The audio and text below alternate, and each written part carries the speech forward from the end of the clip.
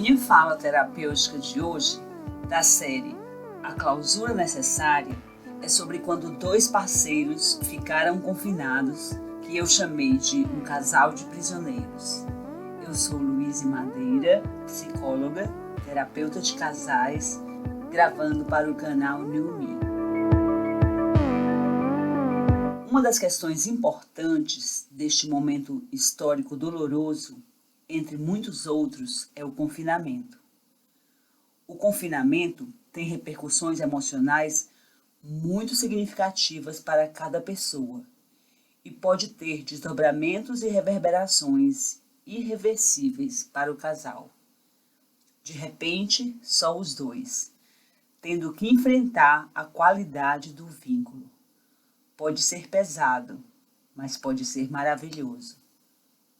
Decidi gravar essa fala terapêutica para abordar alguns aspectos, sonhando um sonho ousado, o de que os prisioneiros amorosos se saiam bem neste tempo de pandemia, e se a convivência não se tornar maravilhosa, pelo menos que não seja um peso insuportável.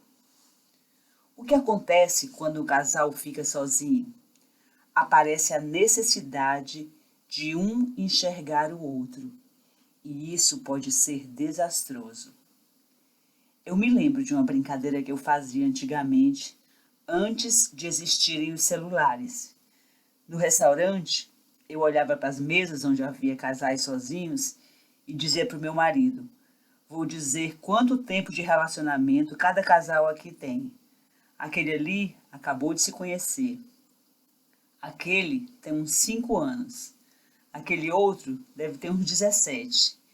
E assim eu ia brincando, tentando decifrar o tempo de relacionamento pela dor do silêncio que eu via instaurado em cada mesa. E também pela expressão do corpo de cada parceiro, que diz muito, quando se inclina para o outro ou denuncia que aquele é o último lugar onde ele gostaria de estar. É tempo agora de convivência obrigatória, excesso de presença, sem possibilidade de sair de perto para muitos casais. Nessa pandemia, eu já percebi 2 tipos de tendências. A primeira é a intensificação dos conflitos por contato inevitável com as diferenças que causam irritação. A outra tendência é uma coisa oposta, simplesmente maravilhosa, que é a estruturação de um costume de presença, suscitando uma certa afetividade, resgatando a vontade de estar juntos, que talvez até vá fazer muita falta quando terminar. Então, quero tratar da tendência número 1, do desgaste, para dar a vocês que estão me ouvindo a possibilidade de construir a tendência número 2, a do bem-estar por proximidade, num apego saudável e delicioso. Como sempre, meu desejo é ser didática. Então, nessa fala terapêutica, escolhi o seguinte modelo.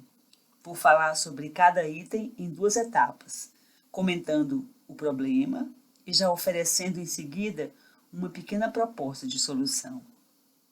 Em atendimentos, em percepções cotidianas e até numa enquete que fiz ontem no meu Twitter, eu percebi que os casais de prisioneiros têm basicamente 4 problemas. Problema número 1, briguinhas por tudo que é pequeno e que não significa nada daquilo que motivou a briga. Isso acontece porque no isolamento o mundo encolhe e tudo ganha destaque. Aí, o casal que já disputava o poder entre si passa a usar cada discordância como um momento de tentativa desesperada de triunfar na imposição da opinião. E escutem, é tempo, e sempre foi para quem escolheu viver junto, de deixar passar coisas pequenas. Os ultradetalhistas que não deixam passar nada não deveriam morar junto com ninguém.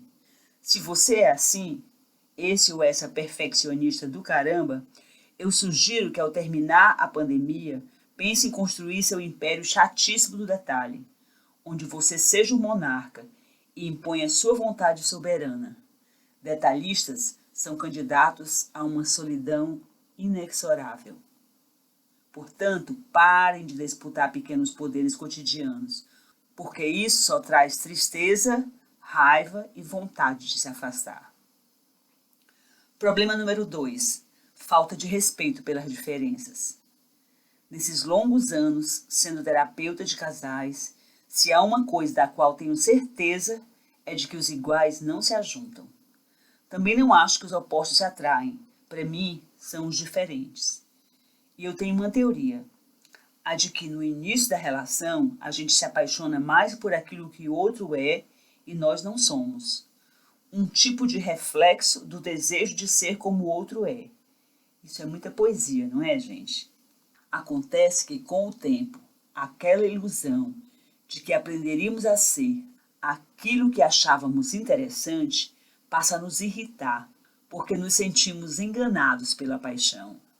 Sim, a paixão nos engana, e por isso é que acreditamos no amor. E isso nos leva à decisão de convivência. O que vamos fazer com a convivência é o que realmente importa. Com o tempo, muitas coisas nos relacionamentos se fundem sim. E isso é bonito demais. Mas é bonito se ninguém estivesse anulando. Outras diferenças se intensificam. E isso não é para gerar conflito. É um mecanismo belíssimo da preservação da relação para se manter funcionando. Porque uma conjugalidade morre de colapso absoluto se não se mantiverem as duas individualidades. Eu vou dar exemplo disso no meu próprio relacionamento amoroso, que tem quase 46 anos, sem interrupções. E eu digo isso não é para esbanjar felicidade, não. É para atestar a funcionalidade. São minhas crenças pessoais naquilo que eu sei que funciona. Um dia desses, meu marido foi mencionar uma coisa legal, um princípio sobre a vida, e disse assim: eu me lembro que você dizia isso quando a gente casou. Não, amor, era você que falava isso. Eu acho isso um exemplo de como, com o tempo, algumas ideias se fundem tanto que o casal até esquece as autorias. Eu vou dar outro exemplo da minha experiência pessoal de mudança pela aprendizagem. Lá na pobreza do Nordeste, lamentavelmente, já foi muito comum as mulheres pedirem esmola nas calçadas, arrodeadas de crianças. Isso era para aumentar o apelo pela mensagem de que tinham muitos filhos para alimentar. Eu me lembro que a gente ainda namorava, um dia em que eu atravessei a rua para dar uma esmola para uma senhora com umas 7 ou 8 crianças. Meu marido, que era meu namorado na época, ficou indignado. Você dá dinheiro para uma mulher que aluga criança para pedir esmola? E eu, mais indignada ainda, dou. Como é que ela vai pagar o aluguel? É um exemplo de como nós éramos diferentes. Eu o achava frio e insensível. Ele me achava boba e manipulável. Hoje, temos posições idênticas em relação à ação social. Com o tempo, um influenciou o outro e nós nos equilibramos. Mas há coisas que não mudam jamais, por mais que a gente conviva. Isso é bom. Isso mantém a relação interessante, mesmo que às vezes ainda nos aborreçam essas coisas. Eu vou morrer sem gostar do tipo de série que meu marido gosta. E vice-versa. E cada um é livre para assistir as suas coisas sozinho. Problema número 3, da clausura de 2 prisioneiros amorosos. Desencontro de libido. Eita! Muitas reclamações na quarentena, muitas mesmo. É interessante isso. A tragédia, para algumas pessoas, traz intensificação do desejo sexual. Talvez pela possibilidade de uma descarga emocional, talvez pela chance de alcançar um prazer possível no meio de tanta privação psíquica. Para outras pessoas, a catástrofe traz um tipo de dessexualização. O medo e a angústia roubam toda a energia sexual. Minha proposta: intensificação da afetividade cotidiana para equilíbrio da frequência sexual. É muito comum eu ouvir este diálogo. O que quer sexo diz: você nem me abraça.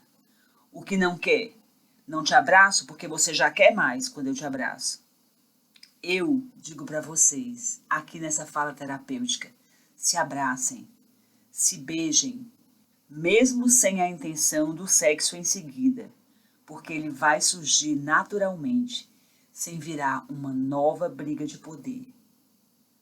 Os menos erotizados reclamam muito de mim em terapia de casal, porque eu acho mesmo que a sexualidade tem um papel importantíssimo na manutenção do encanto da vida a dois, e que ela, a sexualidade, jamais deveria ser negligenciada.